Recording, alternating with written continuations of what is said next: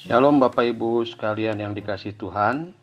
Bersama ini BPH ingin menyampaikan protokol kesehatan beribadah di gereja yang telah disiapkan oleh Persekutuan Dokter GBI.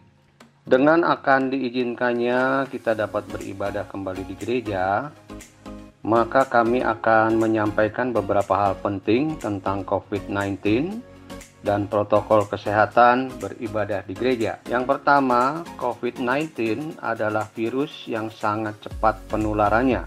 Menular dari orang yang terinfeksi kepada orang lain melalui droplet, yaitu butiran air yang sangat kecil yang keluar dari mulut dan hidung saat batuk dan bersin. Melalui kontak fisik, yaitu jabat tangan atau cium pipi, atau memegang benda yang terkena cipratan droplet. Kedua, dalam sebuah acara ibadah, tentu kita duduk berdekatan dengan jemaat lainnya dalam satu ruangan. Namun kita tidak pernah tahu apakah orang yang duduk di samping kita sudah terpapar dengan COVID-19, walaupun secara fisik orang tersebut sehat dan tidak menunjukkan gejala apa-apa atau orang tanpa gejala. Ketiga, COVID-19 akan tetap ada seperti virus-virus lainnya, dan sampai saat ini belum ditemukan vaksin untuk COVID-19.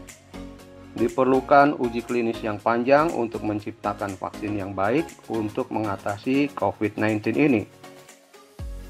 Keempat, saat ini kita telah memasuki masa new normal, di mana hal-hal yang dulu tidak biasa dilakukan, seperti memakai masker, jaga jarak, salam sehati, pakai sarung tangan, dan lain-lain, sekarang telah menjadi kebiasaan baru yang dilakukan semua orang setiap hari.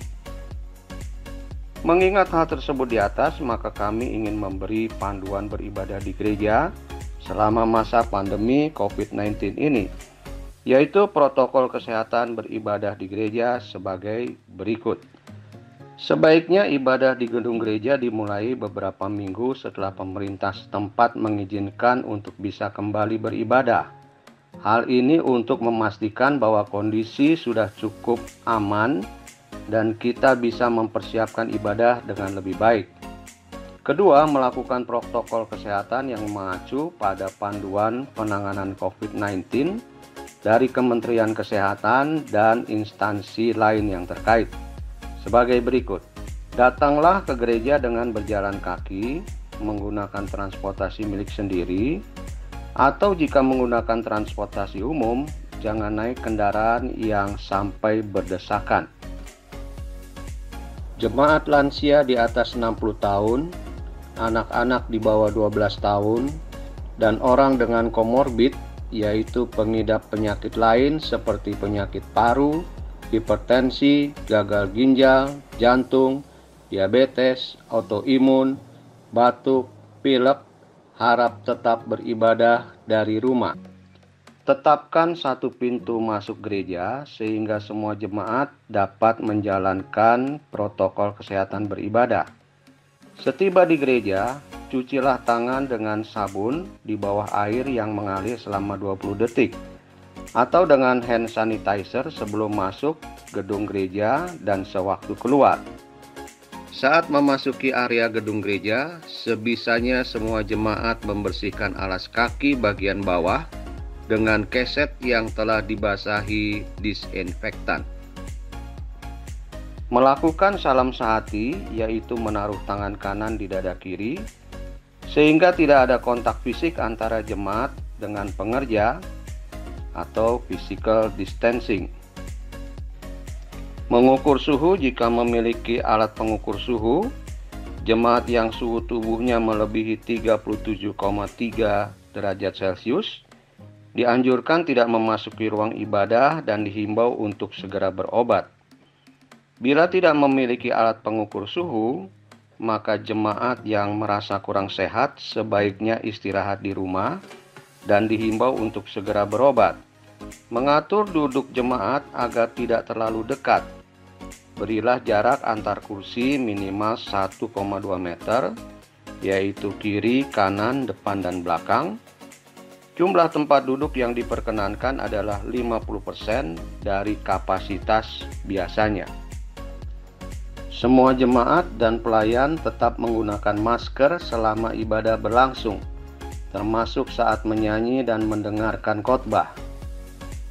Mikrofon diadakan tersendiri untuk tiap pelayan, yaitu worship leader, singer, dan pengkhotbah, dengan sarung penutupnya. Setelah ibadah, sarung mikrofon harus dibuang dan mikrofon dibersihkan dengan disinfektan. Lamanya waktu beribadah diusahakan tidak lebih dari 1 jam. Misalnya pujian 15-20 menit, firman Tuhan 20-30 menit, pengumuman gereja 10 menit, paduan suara dan vokal grup untuk sementara waktu sebaiknya ditiadakan dulu. Persembahan sebaiknya tidak menggunakan kantong kolekte yang diedarkan, tetapi bisa dicari cara lain di mana jemaat tidak harus menyentuh kantong kolekte. Misalnya dengan menaruh kotak persembahan di pintu gereja, dan jemaat bisa memasukkan amplop persembahan yang telah dipersiapkan dari rumah. Jemaat dapat juga memberikan persembahan melalui transfer atau menggunakan barcode QRIS. Pada saat melakukan sakramen perjamuan kudus, maka nampan perjamuan kudus diedarkan oleh pelayan saja, sehingga tidak disentuh oleh jemaat. Ketika ibadah telah selesai, jemaat keluar ruangan satu persatu, jangan berdesakan, dan tetap menjaga jarak. Jemaat juga jangan terlalu lama berada di area gedung gereja, sebelum dan sesudah ibadah, serta dianjurkan untuk langsung pulang ke rumah setelah ibadah selesai. Gedung gereja harus diusahakan untuk selalu dibersihkan dengan disinfektan sebelum dan sesudah ibadah. Harus ada sirkulasi udara yang baik dalam gedung gereja. Bukalah jendela agar ada pertukaran udara segar. Bagi gereja yang menggunakan AC, pastikan filter AC rutin dibersihkan dengan desinfektan setiap selesai ibadah. Demikian panduan ini kami sampaikan untuk menjaga kesehatan dan keselamatan jemaat kita dari pandemi COVID-19 pada saat kita mulai kembali ibadah di gereja. Harap juga selalu memperhatikan informasi dan petunjuk resmi terkini dari pemerintah mengenai pandemi COVID-19 ini. Terima kasih untuk perhatian Bapak Ibu sekalian. Tuhan Yesus memberkati.